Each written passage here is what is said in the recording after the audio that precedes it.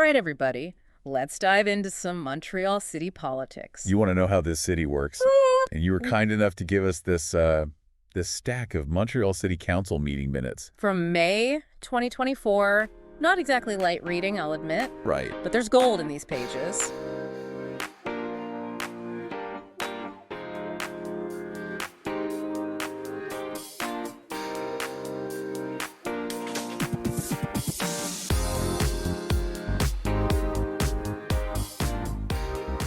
But it takes a trained eye. There is. Yeah, it's easy to get kind of lost in the jargon Oh, yeah. and all the budget numbers. Yeah. But hidden in, there are some really interesting clues about what the city's thinking about, what it's worried about, even its personality. It's true. It's true. Yeah. It's like we've got this big old puzzle. And we're here to help put the pieces together. Exactly. So before we get into the weeds here, anything in this document, and we both had a chance to look it over, anything that jumped out at you? Anything that made you raise an eyebrow? Well, a few things. I mean, one thing, there's this line item for a bike path bridge Yeah. that's actually more expensive than the bike path itself, Oh, wow. which, it kind of tells you Montreal is serious about this whole green transportation thing. Yeah. But it makes you wonder, right, what's going on with the rest of the budget? Right. They've got to spend that much on a bridge. Well, and it just shows how these little details, they reveal a much larger story, don't they? Exactly. About priorities and such. Exactly. Now, speaking of the things that we notice, you mentioned that there were a lot of questions, or at least more than usual, about policing Right. in this document. What's the deal with that? Yeah, there are a bunch of concerns from people about the closure of Police Station 46 in Anjou. And then there are questions about police presence, like on the metro and buses. Mm-hmm. It seems like maybe there are concerns about safety, just generally. Yeah, it'll be interesting to see how or if the city addresses that. It will. And, they have to balance it too, right? Like they need to keep the city safe, Right, right. but they have to listen to what people are saying too. Yeah, it's tricky. Yeah, It's a tough job governing a city, that's for sure. for sure. Before we go any further, I can't get past this thing about the laser company Oh, yeah. that the city's thinking about using Yeah. for public art. What is going on with that? Yeah, there's this big debate about this one art installation. Yeah. Apparently it's going to be pretty spectacular, lots of lasers. Oh, really? But some people on the council are not so happy about it. Not everybody's into Pink Floyd lasers, I guess. Apparently not. Yeah, they're mostly worried about how much it's going to cost. Uh-huh. And, I mean, even if it's like good art, Right. I guess that's a whole other debate. Oh, for sure. Well, this is where the rubber hits the road, I guess, with these minutes, and we Right. see how things actually function. Because, well, you know more about this than I do, but Montreal has this kind of city within a city thing going on, right? it does, yeah. With the boroughs and the central city. Exactly. So you've got, like, the main city council that makes all the decisions for, the entire city. Mhm. But then each borough has its own council, too. Right, right. And they're supposed to, like, manage the stuff that only affects them, Yeah. And these minutes are interesting because you can see both of those groups, working at the same time. Right? And sometimes, maybe they disagree with each other. Sure, sure. And there's that term that I saw in here a bunch of times.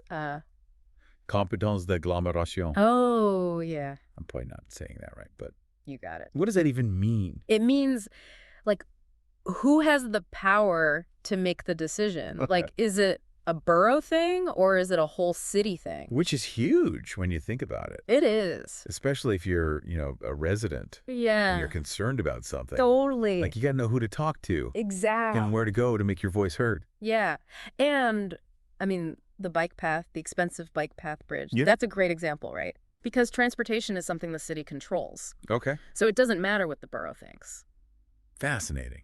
See, this is the kind of stuff most people would just gloss over. But it's actually super important. Oh, totally. So let's talk money. I tried to get through these budget reports, and wow, it's a lot of numbers. It's a lot, yeah. Did anything stand out to you? More than you'd think, actually. Okay. I mean, yeah, it's kind of a jumble, but you can actually tell a lot about what the city cares about by how it spends its money. Oh. Like, for example, they're spending a ton on keeping the parks and trees looking good. Yeah, there was that big contract for tree maintenance, right? Yeah, over $1 million. That's a lot of tree trimming. It is a lot, but, maybe that's connected to the whole bike path thing. Like, maybe they're trying to make Montreal greener overall, Okay. On the other hand, there are definitely hints that they might need to cut some other stuff from the budget. Oh, like what? Well, a few people brought up maybe cutting social programs, Hmm. and some of the cultural stuff might be on the chopping block, too. Interesting. So they're willing to spend on the environment, but what about people? Right.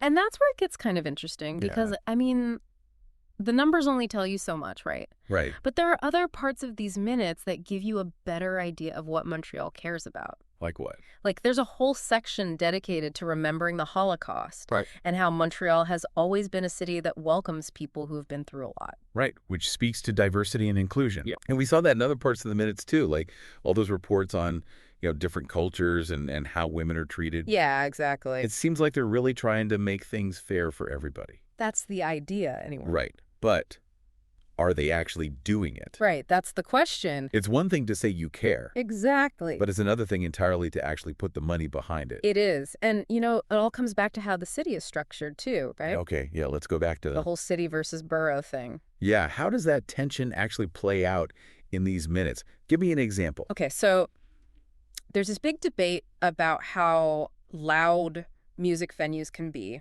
Okay. specifically the alternative music venues. Sure. And it becomes this whole thing about, like, okay, we want Montreal to be a fun city, but we also don't want people who live downtown to go crazy from the noise. Right. It's a classic dilemma. It is, totally. And, I mean, it just shows you how complicated it is to run a city, even with something as small as noise. Yeah. It's never as simple as it seems. Right. We'll see that even more as we keep going through these minutes. All right, let's do it. It's like spinning plates, trying to keep everybody happy. Yeah, totally. Speaking of keeping everybody happy. What about these cuts that they're talking about to social programs, you said, and Right. cultural initiatives? What does that even mean for people in Montreal? That's a really good question. And I mean, some people on the council were worried about what would happen if they cut the funding for, like, community centers, Oh, right. especially in neighborhoods where people rely on them. Right, so these cuts could actually really hurt some people. Yeah, exactly. And when you say cultural stuff, I mean, it's not just the laser show, right? No, not just the lasers, no. What else? It sounded like they might reduce funding for all kinds of public art, which, I don't know, just seemed kind of sad, Like, Montreal's such a creative city, Yeah. and taking away support for art, that's a big deal. It's a big deal for the artists, too, of course. Oh, totally. Like, how are they supposed to, make a living? Exactly. It's a tough one. It is. I guess that's the job of the city council, though, right? Yeah, They have to make these choices about where the money goes. they do. Yeah. But it's not just about the money. It's about values, right? Like, Yeah. what kind of city do we want to live in? Exactly. And, one thing that really struck me when I was reading these minutes was how much people in Montreal actually care. Yeah. Like, they're really engaged, We've talked about the policing stuff and the noise complaints. Right, but it's more than that. Yeah, there was a whole bunch of stuff about that. Yeah, like, people were writing petitions about everything. Really? Yeah, from, like, fixing up the parks to making traffic flow better. Wow. They're not shy. No, not at all. Which is great, right? I mean, that's how it should be. It is. People should have a say in how their city is run. Right, right. And the best part is, it seems like the council is actually listening. Yeah, that's what I thought too. Like, we saw examples where they changed their minds about stuff based on what people said. Yeah, exactly. And it's a reminder that even though the city has a lot of power, people can still make a difference. Yeah, you got to know where to look. Exactly. Speaking of knowing where to look, remember that tree trimming contract? Oh, yeah, the $1 million one. Yeah, that one. Mm. I was thinking about that. And, I mean, it's a lot of money, right? Whoa. But maybe there's more to it than meets the eye. What do you mean? Well, remember, these minutes, they don't tell the whole story. Right. It's just a snapshot, right? Yeah, exactly. Like a little glimpse behind the curtain. Yeah. But I did some digging, and it turns out that those trees, they're being attacked by this bug, the emerald ash borer. Oh, I've heard of that. It's a real problem. It is. So maybe that $1 million, it's not just about making the trees look pretty. It's about saving them. Exactly. Wow. See, that's what I love about these deep dives. You never know what you're going to find. Never.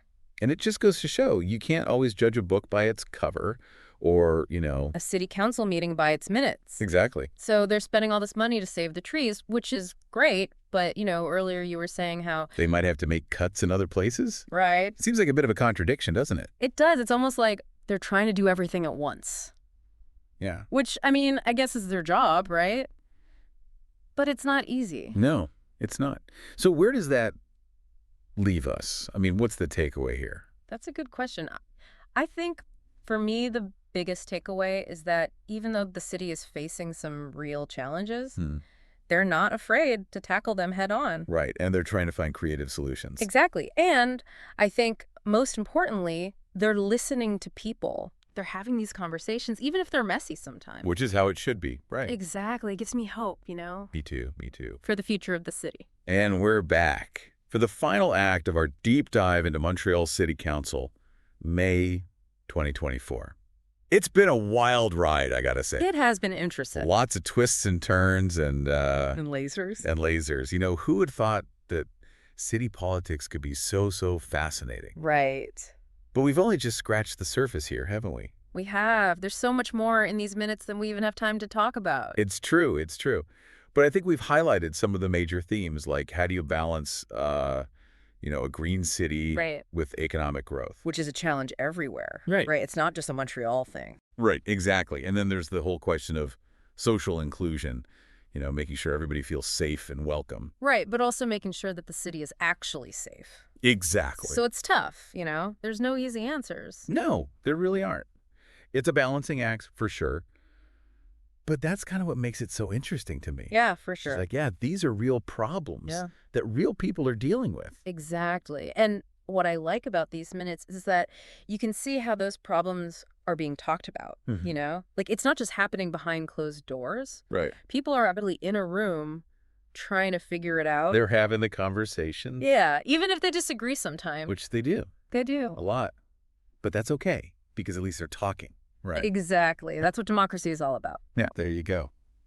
That's why we're here, folks. That's why. But it's funny, you get so sort of bogged down in the details sometimes. Oh, yeah. You forget that there are actual people Right. behind all of this, Like, real lives are being affected by these decisions. Exactly. Like that tree trimming contract, right? Yeah. $1 million, that's a lot of money.